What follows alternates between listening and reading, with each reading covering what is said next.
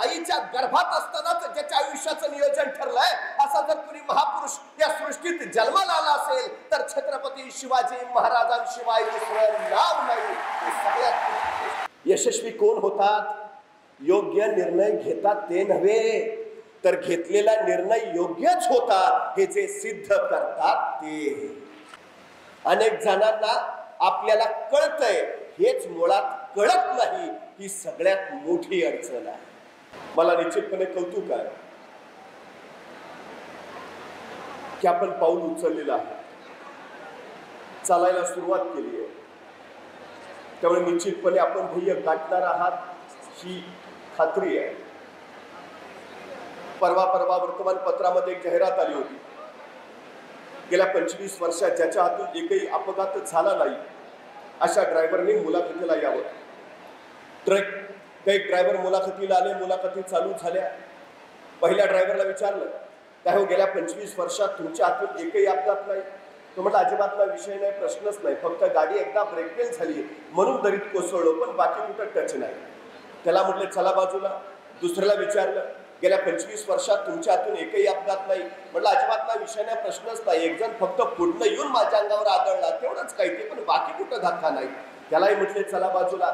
तिसऱ्याला विचारलं, गेल्या 25 वर्षात तुमच्या हातून एकही अपघात नाही? तो म्हटलं अजिबातला विषय नाही, प्रश्नच नाही, साक्षी पुरावे कागदपत्र सारं तपासलं, या ड्रायव्हरच्या हातून गेल्या 25 वर्षात एकाही अपघाताची नोंद नाही. त्या मुलाखत घेणाऱ्याला आश्चर्य वाटलं. त्यानं न राहून विचारलं, गेल्या 25 वर्षात तुमच्या हातून एकही अपघात नाही, तुमच्या या यशाचं रहस्य काय? त्यावेळी समोरचा ड्रायव्हर शांतपणे म्हणाला, गेल्या 25 वर्षापूर्वी माझी गाडीची मी एकदा गॅरेजला लावली, ती परत बाहेरच नाही काढली.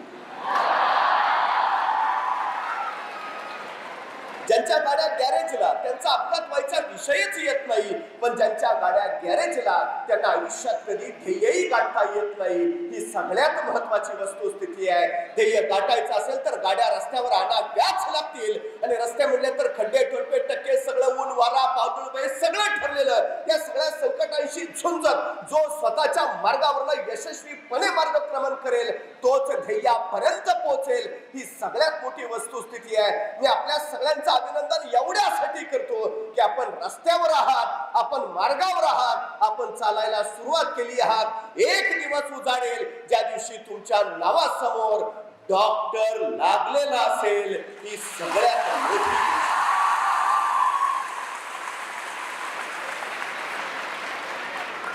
महत्वाचं असतं ठरवलं,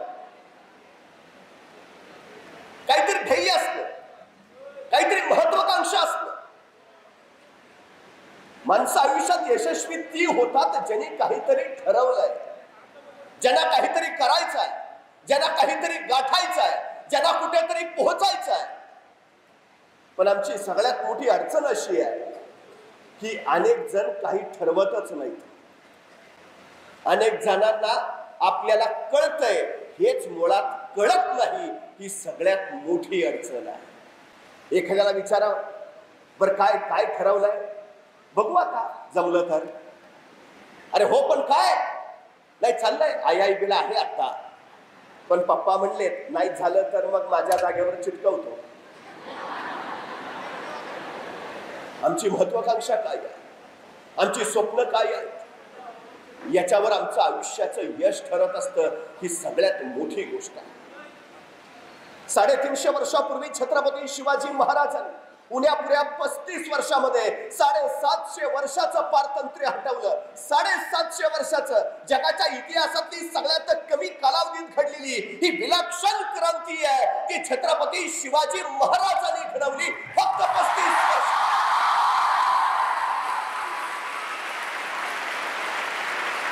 हे 35 वर्षात कसं शक्य झालं? कशाच्या जोरावर शक्य झालं?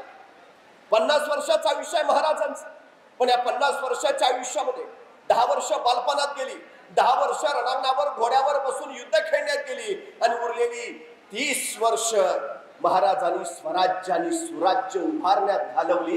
ही सगळ्यात महत्वाची गोष्ट आहे. पण या 50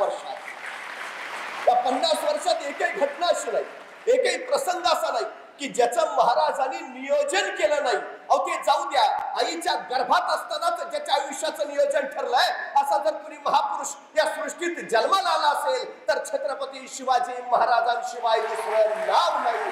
सगळ्यात जन्माला यायच्या आधीच ठरलंय का जन्माला यायचं, जन्माला यायच्या आधीच ठरलंय जन्माला येऊन काय करायचं.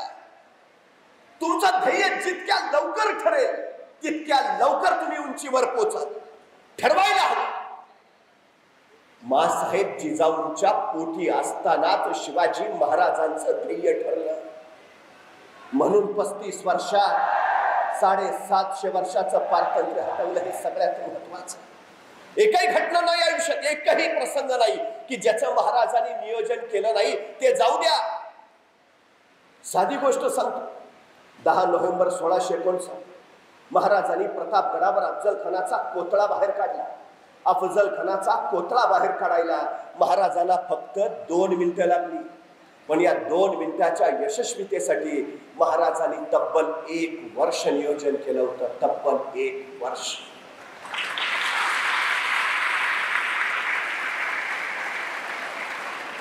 आईन्स्टाईन असं सांगतो की मला जर कुणी 1 तासाचं काम करायला सांगितलं तर 1 तासाचं काम करण्यासाठी ते काम कसं करावं याच्या नियोजनात मी 50 मिनिटं खर्च करीन आणि 50 मिनिटाच्या नियोजनाच्या बळावर तासाभराचं ते काम मी फक्त 10 मिनिटात उरकेन. तुम्ही काम किती करता याला महत्व नाही. तुम्ही कष्ट करता किती याला महत्व नाही. तुम्ही अभ्यास किती करता याला महत्व नाही. तुम्ही तुमच्या अभ्यासाचं, तुम्ही तुमच्या ध्येयापर्यंत पोहोचण्याचं नियोजन कसं करता हे सगळ्यात आणि सगळ्यात महत्वाचं. पहिली गोष्ट आहे ध्येय. ठरलंय तुमचं, अडचणच नाही. आताच अनेकांची अडचण काय होते माहितीये, अनेकांना निर्णयच घेता येत नाही. ही त्यांची सगळ्यात मोठी अडचण आहे. मग चुकला तर अरे चुकू दे ना, अडचण काय आहे.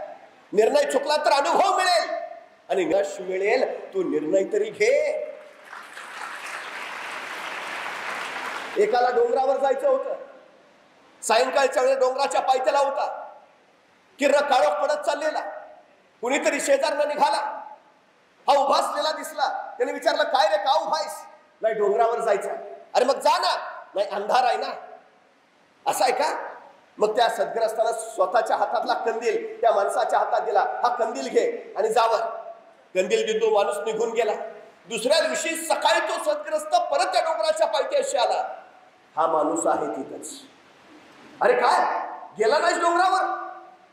कसा जाणार, अंधार. अरे मग कंदील दिला होता ना तुला मी रात्री. हो दिला होता ना, पण त्याचा उजेड फक्त माझ्या पायापुरताच पडतो. डोंगर केवढा मोठा आहे. सद्ग्रस्त म्हटला अरे बाबा चालायला सुरुवात तर कर. बघ उजेड तुझ्या पायाबरोबर येतो का नाही. आमची अडचण काय माहिती, आम्ही सुरुवातच करत नाही. आम्ही आरंभच करत नाही. आम्ही कारण फक्त देत राहतो. ही आमची सगळ्यात अडचण. आणि या कारणामुळे आम्ही निर्णयच घेत नाही. ही आमची सगळ्यात मोठी अडचण आहे. सगळ्यात मोठी. काय होईल. चुकेल निर्णय. एकदा चुकेल, दोनदा चुकेल, तीनदा चुकेल, चारदा चुकेल. काय होईल. यशस्वी कोण होतात. योग्य निर्णय घेतात ते नव्हे तर घेतलेला निर्णय योग्यच होता हे जे सिद्ध करतात ते. घेतलाय ना निर्णय तुम्ही डॉक्टर व्हायचा, बस संपला विषय. आता माघारी फिरायचं नाही. त्यात पर्याय नाही काढायचं. जमलं तर करू, जमलं तर बघू, झालं तर बघू, अजिबात नाही. विषयच नाही. 350 वर्षापूर्वीच्या शिवाजी महाराजांचं यश कशात आहे माहितीये. एकदा ठरवलं की ठरवलं. माघार नाही. माघार हा शब्दच त्यांच्या शब्दकोशात नाही. अजिबातच नाही. सगळ्यात मोठी अडचण आहे आमची. सगळ्यात मोठी. आमच्या तानाजी कोंढाणा घ्यायला गेले. कोंढाण्यावर उदयभानशी झुंज झाली. लढता लढता तानाजी उदयभानच्या हातून फार आरतीर्थी पडले आणि मराठी सैन्य पाठीला पाय लावून पळत सुटलं. सूर्याजी मालुसरेने ते बघितलं आणि बघता बघता सूर्याजी मालुसरे त्या सैन्याला आडवा गेला. अरे पळता कुठं भेडासारखे. तुमचा बाप इथं मरून पडलाय आणि पळता कुठं. परतीचे दोर त्यांनी कापून टाकले.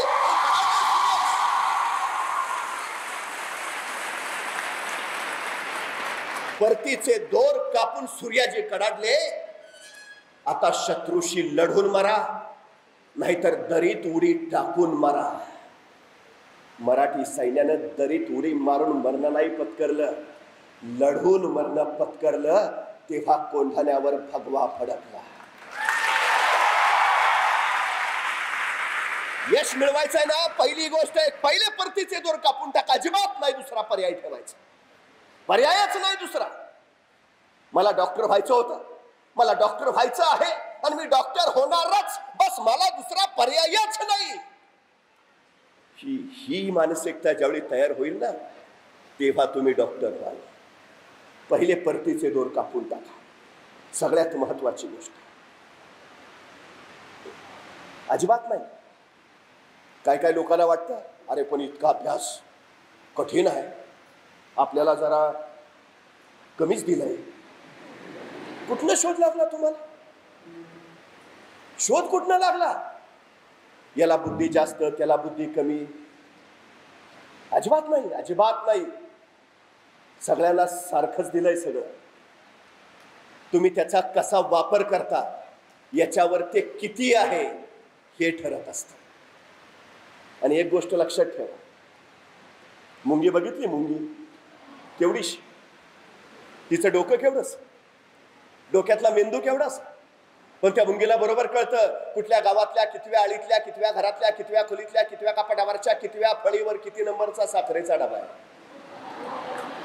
सांगावं लागत नाही, रस्ता दाखवावा लागत नाही. मुंगी कणभरच असते, पण मनभर साखर फस्त करते. आणि एवढीशी मुंगी जर आपलं ध्येय गाठत असेल तर तुम्हाला अडचण काय आहे? लक्ष फक्त ध्येयावर केंद्रित करा, फक्त. एवढ्याशा मुंगीचा मेंदू जर साखर बरोबर गाठत असेल तर तुमच्या आमच्या मेंदूला तुमचं माझं ध्येय गाठायला अडचण तरी काय आहे? खायचं नाही अडचण. सगळ्यात महत्वाची गोष्ट आहे ती. सगळ्यात एकाला सारखं वाटायचं, देव आहे की नाही, देव आहे की नाही, देव आहे की नाही. एका साधू महाराजांकडे गेला, म्हटला तुम्ही सारखं सांगत असता देव देव देव देव आहे, मला एकदा देवाला बघायचं आहे, बघायचंच आहे मला देवाला.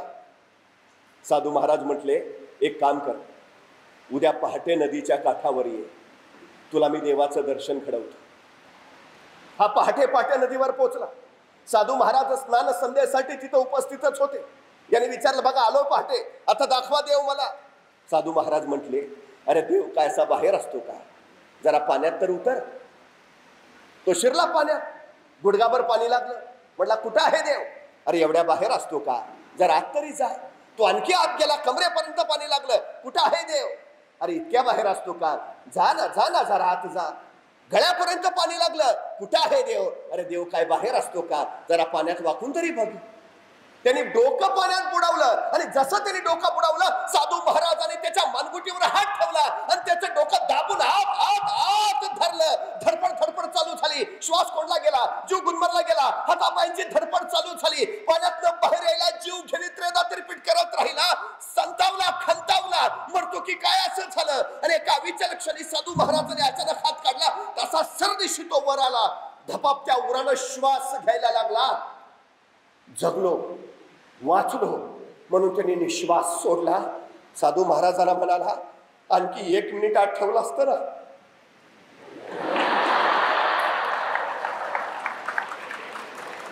साधू महाराज म्हटले, ते जाऊ दे, मला फक्त एक सांग, पाण्यात असताना तुला सगळ्यात जास्त गरज कशाची वाटली? तू म्हटला श्वासाची, श्वासाची. साधू महाराज म्हटले, पाण्यात असताना जीव वाचवण्यासाठी ज्या तीव्रतेनं तुला श्वासाची गरज वाटली ना, त्या तीव्रतेनं ज्यावेळी तुला देवाची गरज वाटेल त्यावेळी देव स्वतःहून तुझ्या पुढे उभा